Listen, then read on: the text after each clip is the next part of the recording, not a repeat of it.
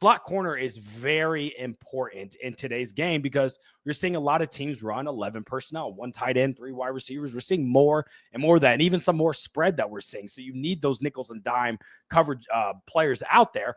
And we see what he was even able to do from a versatility standpoint, being a blitz packages, things of that nature. Shit, I mean, some of the Bears' biggest hits last year were from Kyler Gordon. So you love to see that, and that's kind of like leading on to what Dennis Allen's going to talk about.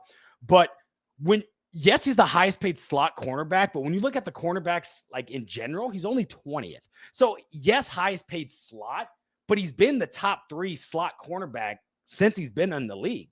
So I'm not mad about him getting top dollar from that role when he is the top dog in that role. So again, I love that Poles acknowledges the talent, pays them. And this might be his biggest payday. He's not like from a total number standpoint, but per how much he's given for position. This is probably his biggest payday. And I'm actually not upset about that because he's been a little bit on the conservative end for people like Jalen Johnson, Cole Kmet. You know, Montez Sweat got a pretty big one, but still wasn't like breaking the bank. But so all of that to say, I'm very excited about it. Is what was expected, and he got it done, and now we don't have to worry about it. But what was your initial thoughts? Anything you didn't like about it? No, I mean, I wanted it sooner, and I think there was a corner. There's been a couple deals this offseason with corners, and I think one slot corner in particular that I think made the market go up. So how it works with these guys, in my opinion, is they see another player that plays their position.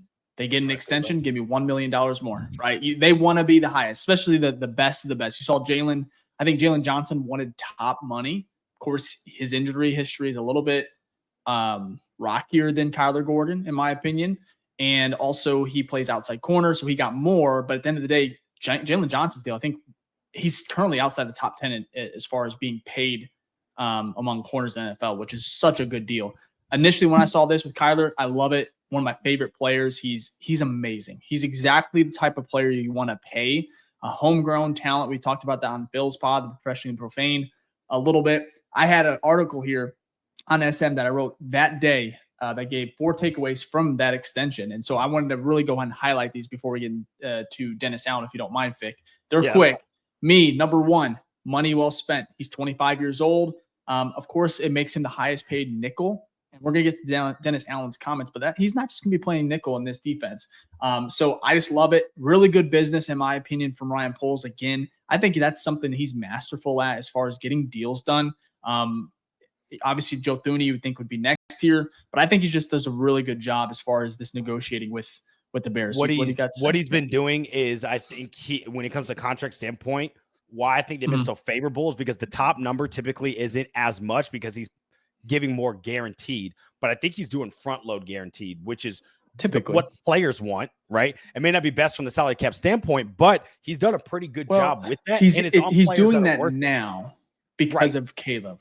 Because he can, and it's just a different type of era. No, but that's smart. If they keep, of course, 3 years down the road, you would hope when Caleb gets paid and the Bears are really, really good, it's gonna be hard to do. These contracts are gonna look a little bit different. They're gonna be still gonna be, some will be. You're just gonna have to manipulate the cap, and that's what really good teams are. That's what good teams do, right? They do it. They manipulate it. It's supposed to be a myth. That's what you hear from the good teams. The cap is a myth. Look at the 49ers when they were paying some high profile guys. Anyways, number 2, with this one of my favorite. This could have been easily number 1. Other players are going to take notice. You paid Cole Kmet. You paid Jalen Johnson. Now you got Kyler Gordon. These guys are homegrown, of course, not picks from polls. Obviously, Pace was Kmet. Pace was Johnson. But it's homegrown talent that is playing well, and it sends a strong message to the locker room. Other guys that you draft here in the next week or so, hey, Chicago pays. You play well for this city, you're available, you perform, you get paid. It's simple as that. I just like the message. 2, this was with Jalen Johnson. I think they locked up a really good duo. Jalen Johnson and Kyler Gordon. If you didn't know this, they're both under 25. Now, Jalen, I think turns 25 in about a month. Or actually, I think he turns 25 yet. He's 25 now. He turns 26 in about a month. Still, he's so young. Actually, I think the end of the month. He is young. That's what it's a solid foundation with these corners. I just like that move. Number 4, it was a fan favorite. I think Chicago has just been really lucky this offseason as far as just getting everything they want. I may have said this on the other pod that we were just on with Phil and Professionally Profane, because they did ask about the extension a little bit. But I think just you landed Ben Johnson, the number one head coaching target that everyone wanted. Your offensive line was revamped. You even got the defensive line that got a little juiced up as well. Right. Now you got the draft where, I mean, is Gentry going to fall to us? Are we going to get this lucky continuously? Kyler Gordon was one of the extensions that we wanted done like a month ago. We're like, let's get this done. Because when Jalen's deal was done, we're like, okay, hey, Kyler Gordon. And we get that as well. So I think we're getting a little spoiled here, which we should. We deserve it. It's been a hell of a last few years as far as the regular season goes. So to win the offseason 3 years in a row, I know it's a joke, but it does feel good. So that was my thoughts. Sure. That was my thoughts with Gordon when I first saw it. And again, you can check out the article on SM. But like I said, Dennis Allen, he did a really good job as well of breaking down. What were you saying, Fick? No, I said it's just a good move overall. There's really love it. Yeah, there's no complaints at all. Let me go ahead. You want to switch over? And I'll share my screen here for this one. But again, Dennis Allen, he spoke about Gordon in his most recent press conference, which was last week. He was ecstatic about the young cornerback, Kyler Gordon. This is where it got interesting. So I'm just going to go ahead and play this, and then we'll go ahead and kind of talk about it. So, yeah, well, he's played more outside corner, so obviously that would be the comfort level. Dave, you might want to turn it up just a little bit. And the way that he fits in the run game Run that back and turn it up just a little bit. No, I don't think I can. It's just the Bears audio. It's all the way up. Okay. Yeah. Is it kind of not loud? It's not the loudest, but we'll be dead silent. Play it again. Sorry. Okay. Yeah. We'll mute ourselves. I'll start it over. Sorry for the quality on here, but yeah.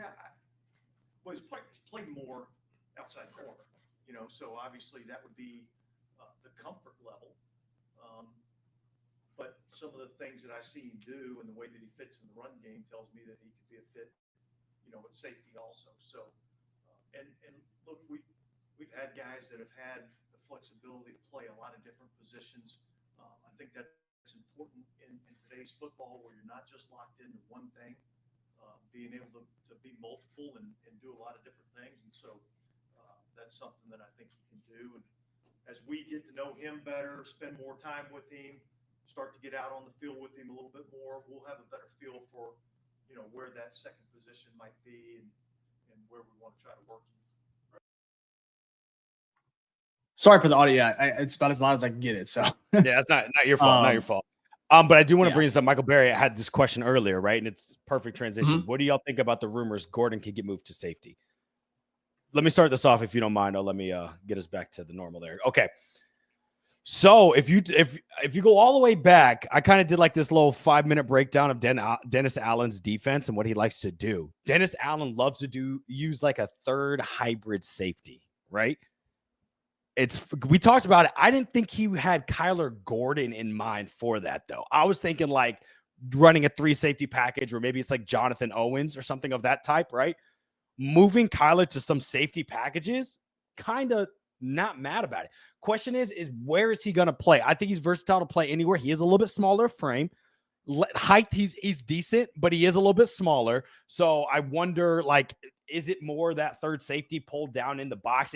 Or maybe Brisker comes down, plays more of that hybrid down in the box, which would make a lot of sense because that's where Brisker makes a lot of noise. And then it's Kyler playing a little bit back. But I love that they're thinking about it, right? He said safety or somewhere else. I think it's good because we talked about it last year. We're like, Kyler Gordon, every time we see flashes of him during the game, he needs to be utilized more, we felt like, right? I honestly don't think he should be out of the game. I think he should be on the field at all times. So I'm hoping they kind of think, maybe not every single play, but like he should be 80% of this snap share, more than what he was in the Flu's defense, even though he was out there a lot. I'd have to pull the numbers, but basically, I'm just saying I'm excited about the versatility and the possibility of him moving in different places. We have not seen him before because he's that good of a talent, in my opinion. Yeah, no, I agree. I see Kyler Gordon as a weapon.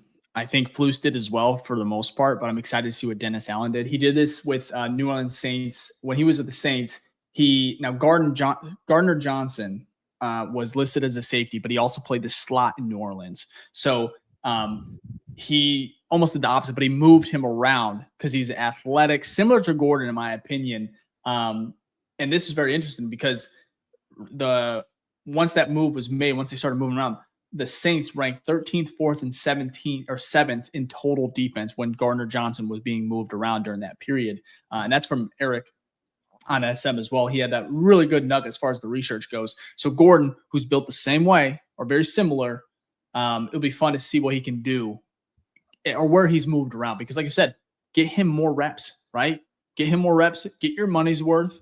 I just thought it was very interesting that he dropped that exact verbiage as far as when the extension was talked about. So I'm excited to see what happens. Also, just creative defense, you know? I mean, we talk about the creativity on offense, right? Yeah.